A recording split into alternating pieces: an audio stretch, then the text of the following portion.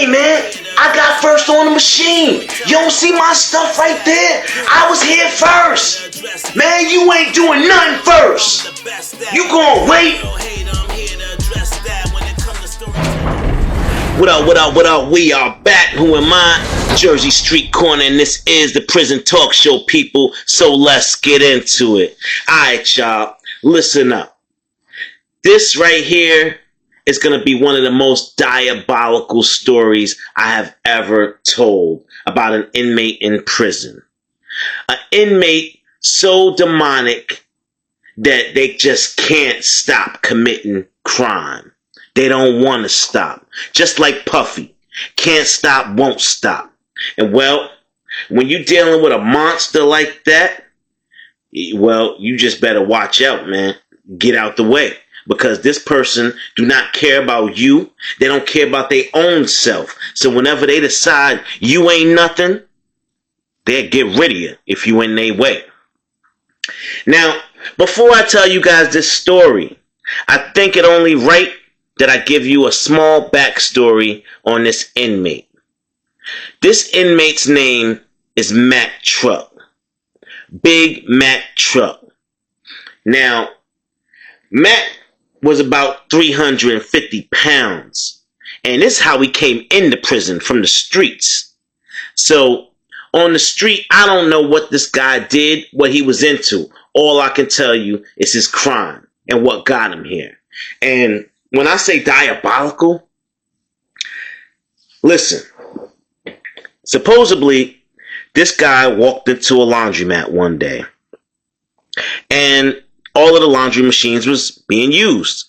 He saw one machine that wasn't being used and hurried up and tossed his clothes in there and tried to get it popping. Now, a guy comes in, a young guy, and he says, "Yo, man, I was using that machine. I was next. I had next. You ain't see my laundry soap in my bag right there, my clothes?" He like, "Look, I ain't see nothing, man. The machine was empty, man. Look, you gotta wait." And dude wasn't trying to hear it. Now, side note, people, and I want y'all to take this away, if anything, from this story. Learn how to fight your battles. So, if you see a guy is 350 pounds and you at most are 160, well, unless you a kung fu master, you know capoeira, you know karate, or ninjutsu, or jujitsu. Unless you know one of these forms of defense, people, or maybe you're a highly trained Marine that knows how to offset your weight. Unless you know some of these tricks, people, I don't think it's very smart to attempt to go against somebody double your size. It's just not going to end up good for you, my guy. Well, the little guy started throwing the laundry soap at Matt, trying to hit him. It's like swatting a fly. Matt pushed him out the way. "Man, move around, man, move around." Slapping him up, putting hands on him, paws on him. And Matt just got tired of dealing with him. He said, "Hey, man, you know what, man? Fuck this laundry."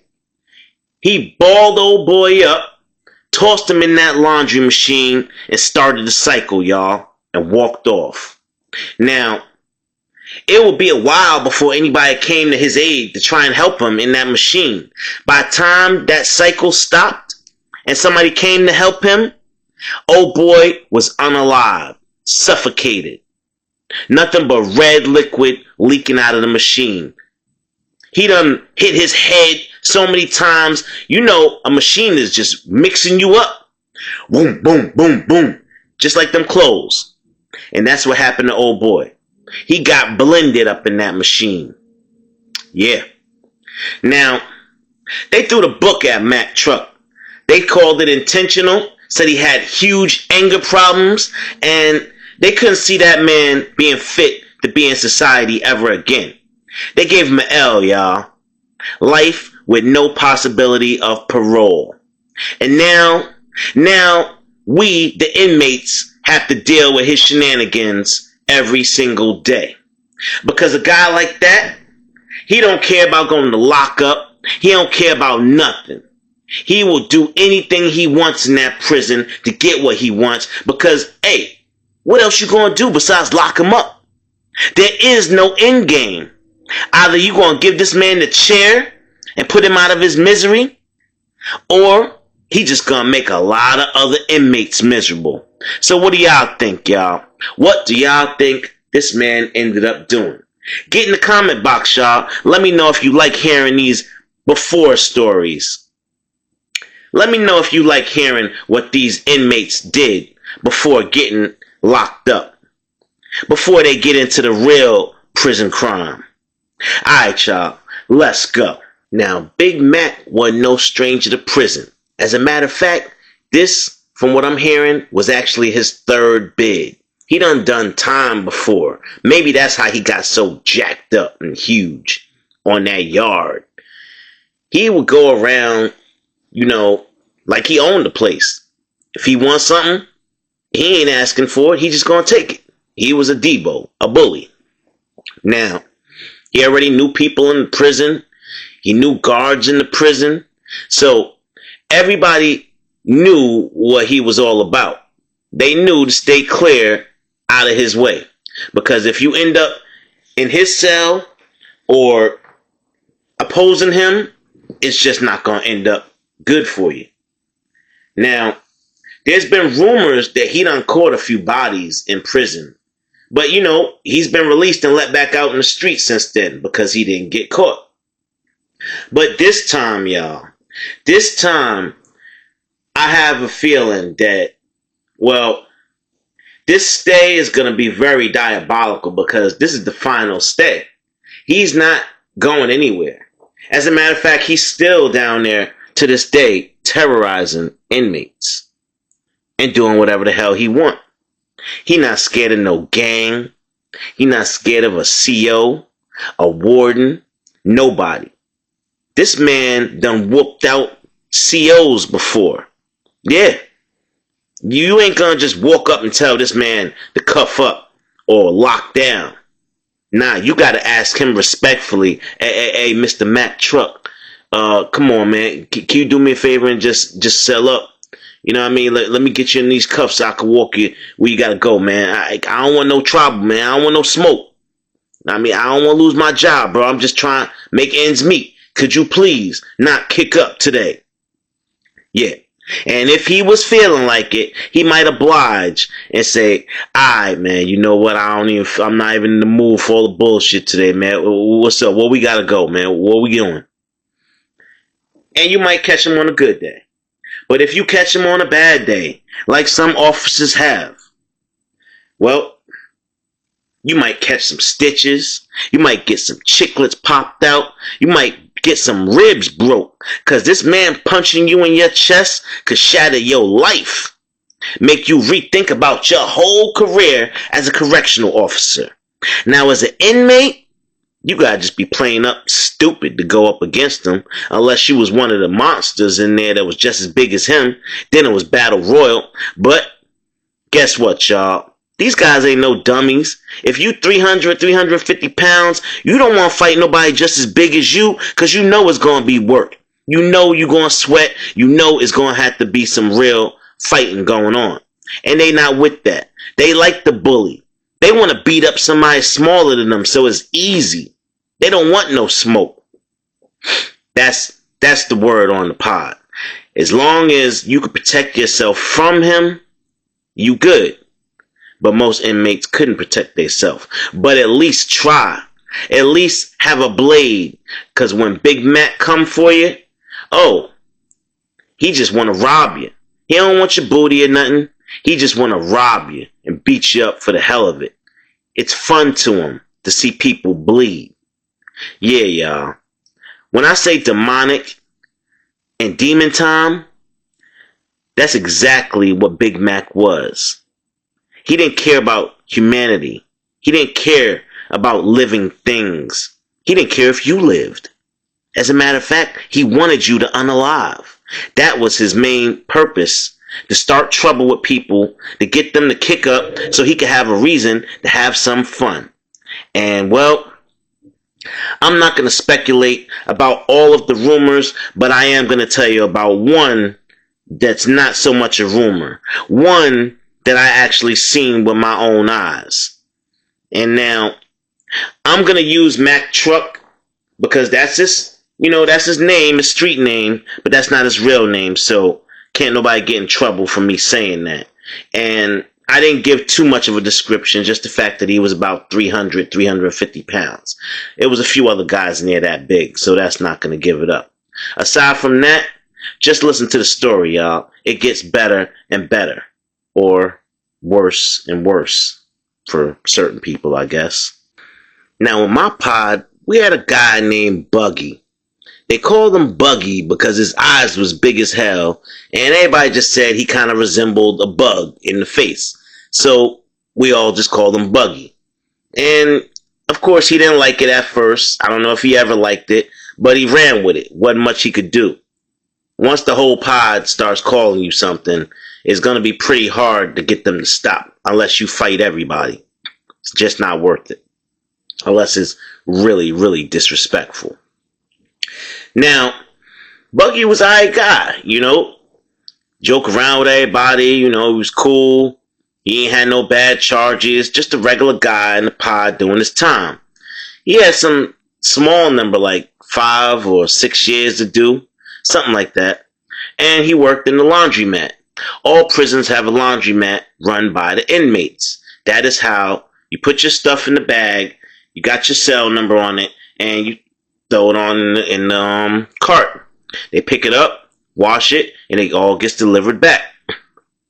Now, working in the prison laundromat is, I guess you could say, one of the more premium jobs because you can use that to make yourself some personal bread. Now, I ain't gonna lie to you. Everybody's clothes got washed in the prison, but if you relied on that prison wash, that one cycle that they running your stuff through with all these other people's stuff, now mind you, your bag has holes in it. So you throw the whole bag in the washing machine, water goes through the bag, etc., etc. But think about it, people. Your stuff is getting piled in with maybe 50 other bags of inmate clothes that could be stinking. You don't know if some of them pissed or shit their pants. You don't know what they got going on. If they got crabs crawling out their underwears or anything could be in those underclothes. Anything could be in those clothing. And they just washed it with your stuff. You got to separate whites and browns and put it in that way. Now, the ideal thing to do, y'all, what I did a lot of times, I did my own laundry. I get me a nice bar of soap and I wash all my clothes. All myself. Take it, wash it right in the shower with you. Scrub it up. You can scrub it way better than that machine is going to do. Because like I said, you're not getting individual care. You're getting lumped in with all the other prisoners, which could be not too great for your health. Now, what some inmates do to make bread is the prison hustle, y'all. They will charge you a few packs of Black and Milds or Newports or soups. And they'll tell you, look, we got access to that bleach up there. If you want to get your stuff nice and white and extra clean, we'll make sure we do yours separate on the side after hours. We'll make sure we use extra soap, extra bleach, and your clothes will end up being nice and white. They come out nice and clean. Your browns be looking excellent for visit. Meanwhile, everybody else stuff look all sweated out and nasty looking. Brown, because they ain't getting no bleach. You gotta pay for that. So, a lot of times, the machines would obviously be occupied because you're talking about the whole prison has to get their laundry done. Now, sometimes, y'all, the machines would be occupied to the point where you will have somebody waiting around with 50 loads of laundry to throw in there, and they're waiting for that one machine to get done so you can go ahead and throw your stuff in there. And a lot of times what these COs implemented was you couldn't leave the laundry room until all the clothes was washed in your section. So If you just got those 50 bags left to do, and that's all you got to do for the day, you want to hurry up and get it done. You're not going to sit there and play around. But now here's where the drama starts. You got some of these inmates that's in there doing that side work, and they holding up machines. And now, if somebody finds out that you're not doing your work for the prison, but you're doing your own side hustle, and you holding up a machine that's keeping them there, that's a problem. That's an instant problem that y'all might even have to end up fighting over when it's all said and done. And normally, that's all it is. It ends up to be a fight, and disrespect gets handled. That's that. But no, for some odd reason, people, even with Big Mac Truck's charges, they gave this man a job in the damn laundromat. And like I said, he know the game, he been down, so guess who is on top of that bleach game? Oh, he getting his packs. He is getting his commissary one way or another. So he don't care if you try and get back to the pod to work out. Or he don't care if you got a movie you want to see or a phone call you want to make. You gonna stay there and wait till he done or else. Now, Bug, he had about 30 loads left to do and he was done for the day. And he wanted to get on back to the pod because he had a visit to go to. He wanted to get ready, take a shower, do the normal things that people do. Press their clothes, all that. So he comes up to the machine and he sees Big Mac Truck standing there with 20 loads. And he tell him, hey man, I gotta use the machine real quick to finish this work up so I get on up out of here. This all I got left to do today. I gotta finish it up so I get back off the pod. Mac Truck looked at him and said, man, I don't care what you got to do. You gotta wait. That's what you gotta do. And he's like, oh, come on, bro. You know I was over here first. You know I was using this machine. You tried to slide in here when I turned around to go to the bathroom. Like, come on, bro. Come on. And he like, I know you're not trying to argue with me over this machine, man. You know who I am? Do you know who I am? You know what I do to you? Now, Bug, he wasn't a scary dude either. He straight up told him, and now this is where I think Bug went wrong. He started running his mouth. And by running his mouth, I mean he started getting loud and disrespectful to Big Mac Truck. Hey man, I don't care about none of that, man. Ain't nobody gonna be scared of you up in here, man. We gotta work in here together. You can't be doing that shit back here, man. You gotta wait till everybody done working to get your side bread. Now Big Mac like, yo, lower your voice. Lower your voice, punk. What you being so loud for? You trying to call the cops? What you trying to do? What you trying to do? And he like, look, man, I don't want no trouble. I just want to get my job done so I can go back down to the pod, man. I got stuff to do. And Mac Truck was like, oh, you got stuff to do, huh? I tell you what, you touch that machine, I'm going to break your jaw. And he like, hey, man, come on, man. Move around, man. Man, stop playing, man. Stop playing with me, man. Well, Bug went to open that door, and Mac wasn't having it. He socked him so hard in the face, y'all. Bug's eyes looked like both of them got bigger immediately. It looked like this man's head was about to explode, like it instantly swole up. Then he grabbed him, shoved his head on the door, the glass door. Boom! I said, don't touch that damn door. I ain't playing with you, man. Now, Bug, he's staggering, he backing up. And now, I guess he got a little adrenaline rush, or he forgot where he was and who he was up against. But he lunged at Mac like it was a regular inmate, forgetting that this man can pick you up with his one hand. Man, Mac grabbed him and slammed him to the ground so hard, it was like an earthquake went through the prison. Boom! I said, stop touching the machine. And he started stomping on him. Kicking him, spitting on him. And I guess it ended up being deja vu, because Matt, he opened that machine and he tossed them in there, just like he did to get in prison in the first place.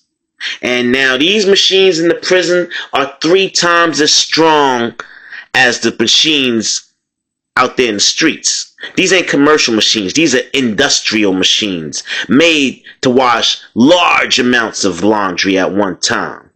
So if it could fit 50 bags of inmates' clothing in it at one time, imagine what it did to Bug. It spent Bug around like a blender until there was no more Bug, until the Bug was squashed and all you saw was red liquid dripping out the side of the machine, because with Bug and the water in there, it was so filled up it couldn't contain. It was coming out the door. And when they opened that door, y'all, it was disgusting.